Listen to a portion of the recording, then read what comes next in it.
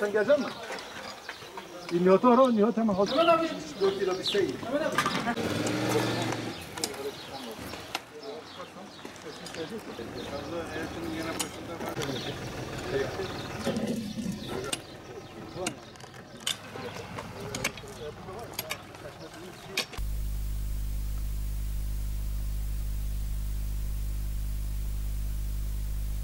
Bildiğiniz gibi yaklaşık 11 yıl aradan sonra geçen yıl nekropol alanında yani mezarlık alanında kazılara başlattık Perre Antik Şehri'nde. Bugün başlattığımız kazıların önemli bir özelliği var. Bu bölgede yani yaşam alanında bu zamana kadar hiç kazı yapılmamış.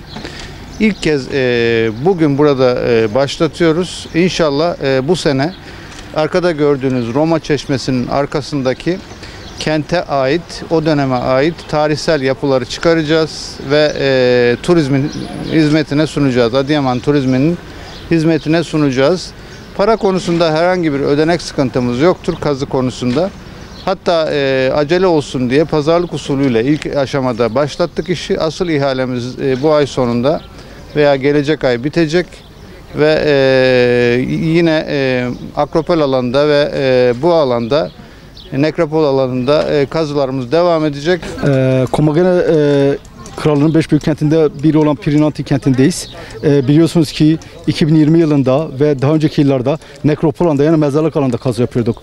Fakat 2021 yılı itibariyle ilk kez şehir merkezinde kazı yapacağız. Roma döneminin antik kentin orta merkezinde yani Roma Çeşmesi'nin olduğu yerde kazı yapacağız. Bu kazı sonucunda ise 2 dönümlük bir alan yani yaklaşık 2000 metrekarelik bir alanı açığa çıkaracağız. Yaklaşık 4 metre derinliğe indiğimizde büyük blokal taşlar ve Roma dönemi mimarisi hakkında önemli bir bilgiye sahip olacağız. Fakat 2021 yılı itibariyle ilk kez şehir merkezinde yani Roma antik kent merkezinde kazıya başladık ve bu kazı sonucunda inşallah çıkacak olan mimari yapılarla Roma dönemi mimari yapısı hakkında önemli bir bilgiye sahip olacağız.